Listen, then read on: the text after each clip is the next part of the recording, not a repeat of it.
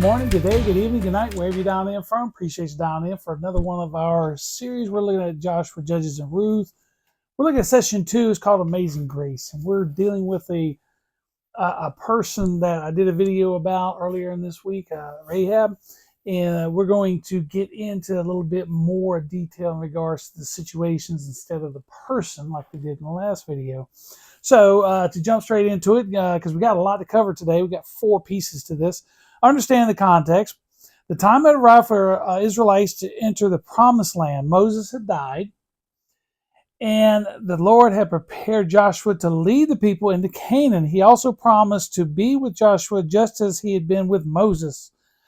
He had repeatedly charged Joshua to demonstrate strength and courage. This new leader's role as a military commander would demand fortitude and boldness.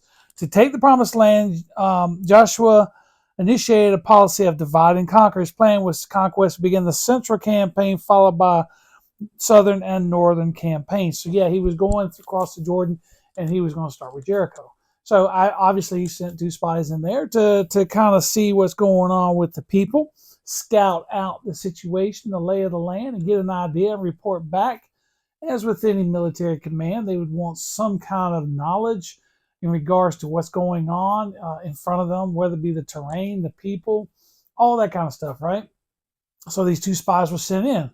So, and that's where we are. So he sent those in. Now, of course, Jericho, is one of the oldest cities in the world. It's situated strategically in a spot. It's a big spot where it could is fortified, obviously, because it got used to being attacked on all sides. But they had to take out Jericho because if they didn't, Jericho's armies would be able to come out and fight them, depending on what flank they went. Whether they went to the southern route or they go the northern route, they'd have to worry about Jericho behind them. So it's very important that Jericho would be taken out first, right? So anyways, they sent 2 spies out, and they got into the city. Word got around. We don't know how that the king of Jericho found out that there was 2 spies within the city, and they wanted them, and he wanted them right away. Obviously, they catch the spies. That would probably mean that they were going to be killed. So, but the 2 spies hid in a with Rahab, and she is a prostitute, right? I doubt the spies were going there to look for prostitutes. It just happened to, for some reason, either in a chase or in them fleeing from being seen, they ended up there. And Rahab may have seen them and knew right away who they were and told them to come hide and that kind of stuff. So anyway, we're going to get into that part of the story here in a minute. First question is, why does God often use unlikely, imperfect people to accomplish his purpose? That's a great question. I really believe that a lot of times when we see the imperfect, the people that we think are just normal or worse than normal or broken, that gives us hope, does it not? Because if God can move and do so much with so little in people, that gives me confidence. That gives me hope that he can use me for something, does it not? So all through the Bible's replete with God using imperfect people to move his divine will forward, his plan forward. And seeing that God really is on that level with people, it just gives me so much confidence in my faith that God can use me for something greater for his kingdom and his glory. So anyway, so move on. You may have a different interpretation of that, but that's mine, right? So the first part, a bold act, Joshua 2:4-7. But the woman had taken the 2 men and hidden them. So she said, yes, the men did come to me, but I didn't know where they were from. At nightfall, when the city gate was about to close, the men went out, and I don't know where they were going. Chase after them quickly, and you can catch up with them. But she had taken them up to the roof and hidden them among the stalks of flax she had arranged on the roof. The men pursued them along the road to the fords of Jordan. As soon as they left to pursue them, the city gate was shut. Okay, so what's going on? Context to this: the city watch is looking for those 2 men, right? So Rahab here, she said, before this context, she sees these men. Hey, come on in, hide up in the roof, and then I'll distract them. So they really put their lives in her hands. She could have easily said, yeah, they're upstairs and they had nowhere to go and they could have been caught, right? But you'll see in a minute why she done this. So she caused a diversion. She told the city guards that, look, they were here, but they left. And they left and they went out of the city. If you go now, you're going to be able to catch them. So kind of giving them a incentive to get out of there, right? She didn't want them to be around what she's doing. Now, of course, in those days, the roofs were made with this flack and weeds that were dried out. They wetted and dried out. When the nights were very hot, sometimes families slept on those roofs because it was cooler in the roofs than it was inside the house themselves. So in this spot, between the thicket and the stalks and stuff, you probably had them, kind of laying low and out of view, and so that's where these two men were at. So yeah, so she hid them and told the city guards, "Hey, you go this way," and hey, they went that way, So she was. You have to understand that she was taking. It took a bold act. It took a lot of courage to do that, because if she was found harboring these two individuals, well, not only will they be killed, but she could possibly be killed and her family, right? So that's always a possibility. So now, what is the relationship between boldness and faith? Well, it's a good question because if you look at all of in the New Testament, your disciples, for the most part, they want to be bold. They want to be bold in their faith. They want to present it, right? Be bold, be confident, be courageous in your faith. And that's what we want to be as well. I can have faith, but you know what? If I'm not working at that faith, what good is it? Right? If I'm not practicing that, if I'm not being bold and witnessing to my family and friends, if I'm not witnessing at work, what good am I doing? If people don't see Christ in me, that's a boldness that I'm denying, right? So I don't want to be, a closet Christian, for lack of a better term, right? So in this case, she could have wilted. It made sense for her to turn in the two spies because she's relatively at peace with her surroundings in this city, and she's really got reason to believe that they got nothing to worry about. So, all right, but we'll see here what this is going on. So we look on Joshua chapter 2, 8 through 13, a kind action. Before the men fell asleep, she went up to the roof and said to them, I know that the Lord has given you this land, and the terror of you has fallen on us. And everyone who lives in this land is panicking because of you. For we have heard how the Lord dried up the water of the Red Sea before you when you came out of Egypt, and what you did to Sihon and Og, the two Amorite kings you completely destroyed across the Jordan. When we heard this, we lost heart, and everyone's courage fell because of you. For the Lord your God is in heaven above and on earth below. Now please swear to me by the Lord that you will also know kindness to my father's family, because I've shown kindness to you.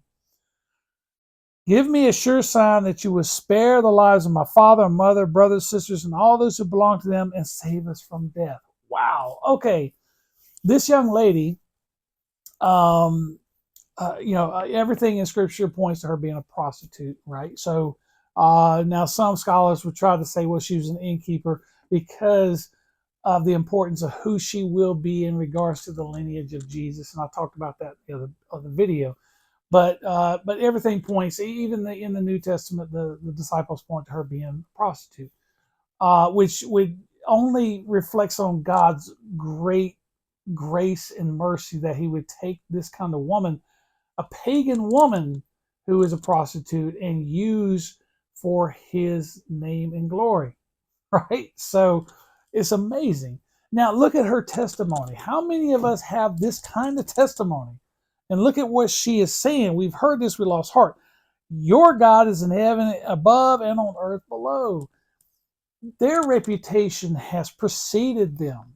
Now, these two spies are being told, and they're probably floored as I would be, that this lady is saying, look, we've known about you and your God since you left Egypt. Now, think about that for a second. That last generation, they were too scared to go into the land. They were scared to face their giants. But guess what? They really didn't have anything to worry about. This lady here, Rahab's telling them, we've been scared for 40 years. So, I mean, wow. It's just amazing when you read some of the stuff. Those people of the last generation talked themselves out of their blessing and their inheritance, not because of anything that they've seen, but they didn't trust God. And God just telling them, look, these people, you got nothing to worry about. I'm with you. I'm leading you. I promise this to you. And they failed. So anyway, I just found that amazing reading that part. So let me look at what she's saying. Ever since you guys have been, your God has been with you as he is in heaven, as he is on earth. And we trust you. And look at what she's saying. And she's a witness, and she's saying, I know this to be true. And she's saying, now please swear. She's asking him, okay, can you help me out here? Because I've helped you. I've saved your life. Can you turn around and do the same for me? Rightly so. There is she's looking out for herself and her family. I can't blame her at all for that. So let's see what her response, or what the men, what their response is. We turn to chapter 2, 14, 16, a daring escape. The men answered her, we will give our lives for yours. If you don't report our mission, we will show kindness and faithfulness to you when the Lord gives us the land. Then she let them down by a rope through the window, since she lived in a house that was built into the wall of the city. Go to the hill country as far as the men pursuing you won't find you, she said to them. Hide there for 3 days until they return. Afterwards, go your own way. Okay, so now the men answered her and said, okay, your life is ours. We're going to be responsible. If you don't report, okay, it's good. So, all right. So she's got these two men. She don't know these two men from Adam, literally. So, but she knew that they were there. They were spies, and they would report back what she found, all right, or what they found. So there was a reason for her to believe them, and she gave them a rope and got them down the window. Now, as far as her window to the wall of the city, where that's at, that's been in some debate. But the bottom line is they were able to leave and go down the wall. That's all it is. Now, was hers the only window? Probably not. There was probably a lot like this. Now, remember, whenever they're talking, this is in the middle of the night, and before the men fell asleep, she went up and talked to them in the room. So this probably was I'd say around midnight, 1, 2 o'clock in the night. So everybody's asleep, so there's a chance for them to escape, and that's exactly what they did. So there's an agreement here. There's a covenant, right? She's like, I'm going to help you, and you turn around and help me, and I'm basing this help upon my confession of your God. So it's pretty amazing stuff here. So now look at this. How does faith in God require obedient action? This is a good question, a good study question we can get into. It's one thing, if I sit here and I believe, and I tell people I believe in Christ all day long, but I don't prove it, I don't show it, what good is that? Right? We got to have actions. When God tells us, when Jesus tells us to go forth and spread the gospel and preach it to every nation, that's not for other people. That's for you and I who are called, right? Now, you may not be called to go overseas, go to China, Brazil, or South America, or anything like that, Africa. No, you may not, but you may be called to witness and minister in the area that you live, in your community. And I believe that's where we start, and then God will lead us from there, right? So action, that's what church is all about. It's very important. All right, so we look at the last part, and then we'll wrap up here. A firm assurance, Joshua 17 through 29 of chapter 2. So the men said to her, and this is what they're talking to her. We will be free from this oath you made us swear, unless we enter land and you tie this scarlet cord to the window through which you let us down. Bring your father, mother, brothers, and all your father's family into your house. If anyone goes out of the doors of your house, his death will be his own fault, and we will be innocent. If anyone with you in the house should be harmed, his death will be our fault. And if you report our mission, we are free from the oath you've made us swear. Let it be as you say, she replied, and she sent them away. After they had gone, she tied the scarlet cord to the window. All right, so what are they saying here? There's an agreement here. All right, she's got to, if she truly believes in what she testified to these two men, you gotta do something for us as we do for you. Obviously, the army of the Israelites coming, right, and they are going to sack the city. Okay, so how do we protect you and your father's family? Okay, for one, they got to stay in this house, and they cannot leave. If they leave, they will be slaughtered along with everyone else, right? Because this is serious business, right? So the God of Israel is telling the Israelites, you're going to go in this land, you're going to take it. Well, they're not just necessarily driving them out, but they got to kill and they got to burn down everything. And Jericho is a very wicked pagan city, so they're going to sack it. They're going to tear everything up and they're going to burn everything because they don't want anything standing. Even the gold and the livestock, all that's going to be slaughtered. Nothing is to be taken for the Israelites, right? So this is what's commanded of Joshua. So now these two spies, back to what they're saying, if you tell people who we are and what we're doing, the deal's off, right? We're going to kill you. And if we kill you, that's on you. It's not on us, right? Now, if you're in your house and someone leaves and they get killed, that's not on us because we told you to stay in the house. But if anybody dies in the house, that will be on us. Now we got to take a moment and think that when oaths and when they swear allegiance and when they take these oaths back in this time, this is a very serious action that they're taking, right? So when they are swearing these oaths, they're doing so in front of their family, the name of their family, and they're doing it in front of their God. If they fail to uphold these oaths, they can be condemned to death. And this will be a bad mark on their family if the family is not wiped out as well.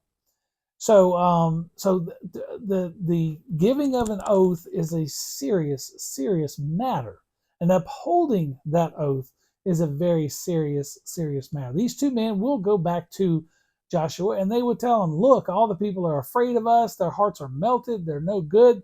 They're scared. Let's go in and take everything." Far different cry than 40 years earlier, is it not? And I'm sure they're going to sit there and say, "Joshua, there's going to be a house and there's going to be a scarlet cord hanging from the window. We are not to sack that because we have given our word in front of God, in front of our names, in front of the nation of Israel." And Joshua had no problem with that, right? Because of what it implies and because this lady spared their lives. So in return, all she's asking for is for her family to be rescued. Now they are pagan. They're not they're Gentiles, but guess what? They are going to be accepted. And if you know anything about the story of Rahab and the video I did earlier, it's a wonderful story. We know that she is accepted. I have to assume the whole family was as well. They're integrated into Israelite life, right? And so she becomes a descendant through the lineage all the way to in regards to Jesus, right, and David. And so she's part of that story. And it's wonderful how God can take someone. Now you have to think, now there's a nation of Israel sitting there, and he's got all kinds of his people that he could use in regards to going forward. But he chose Rahab to be an important part of his kingdom going forward, his plan going forward. It's amazing. And it just reminds us that God just breaks down barriers left and right. The barriers we put up on ourselves and each other, God does not recognize those at all. And he will use the faithful and those who take action. He will use them for his greater good and for his glory. And that's what we're seeing with Rahab right here. So we get a really good idea of what's going on with her, why she wants it. And she has, on this agreement, this covenant that she's making with these two men, she has to uphold her end of it. She has to take action. She has to gather up her family, keep them in that house, and put that red cord on the outside of that window. Kind of reminds us of Passover, does it not? Because death is coming and it's going to take out the city. And of course, the city walls are going to fall. But guess whose home's going to stand in place? Rahab's. It's an amazing story. So hopefully we'll get more into that in the weeks to come. So now, question. If you were Rahab, how would you feel about the spies' conditions? Well, to be honest with you, they sound fair to me. All you got to do is gather your people, stay in the house, and don't leave when the battle happens, when this happens. It's that simple, right? Now, you also got to keep in mind that she really is not in a position to negotiate, because the spies could have said, well, you could turn us in, we can be killed, but the city's still going to be sacked. And our families, our ancestors, our nation's going to come and ransack everything in here anyway. So it's not like she really was coming to them with a plan, right? She accepted this because there really wasn't any alternative. And it was a fair alternative, and I think I would go with it. She had to know that she had to see the writing on the wall, which was the city was going to be sacked, and everything that she had known up until that point is soon going to be changed dramatically, and it's going to be wiped out. So yeah, amazing stuff with her. Rahab is an awesome, just an awesome story to me. She really is, and what she's done, and like I said, and God just integrating her into his plan with his people. Amazing stuff. Summarize. Following God often requires leaving one's comfort zone and stepping out in faith. Amen. So many times in my life I had to get out of being comfortable. God has put me in uncomfortable situations, but he has seen me through, and I've been blessed for it. We can be encouraged that God's acts will always demonstrate his character. Amen. Yes, they will. And we will draw closer as we understand the character of God. Relying on God's grace leads to security even in difficult times. Yes, very important, especially in difficult times. God will he will walk us through it and be with us through that. And the last part, we can be assured God's work in our lives, regularly reflecting on what he has done in the past. We can be assured of God's work in our lives by regularly reflecting on what God has done in the past. Yes, that is very important. I had to read that twice. It's seeing where God has moved and worked through me and done such a wondrous acts in my life in the past that I'm able to look forward with confidence in the future. Truly, I can. The valleys I've been through, I can look back and say, wow, those were dark times, but God was with me the whole time, and it's an amazing story. So reading Rahab and what she went through, and the danger and the difficulty and the destruction and death that was coming, I don't blame her for trying to save her family. In fact, she acknowledged God. She acknowledged who he.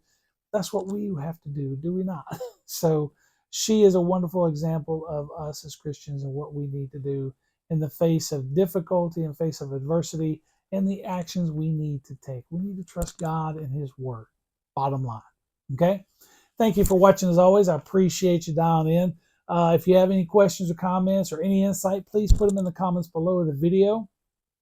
Please like and subscribe to the channel. That way, every time a video is posted, you'll be notified when those videos post.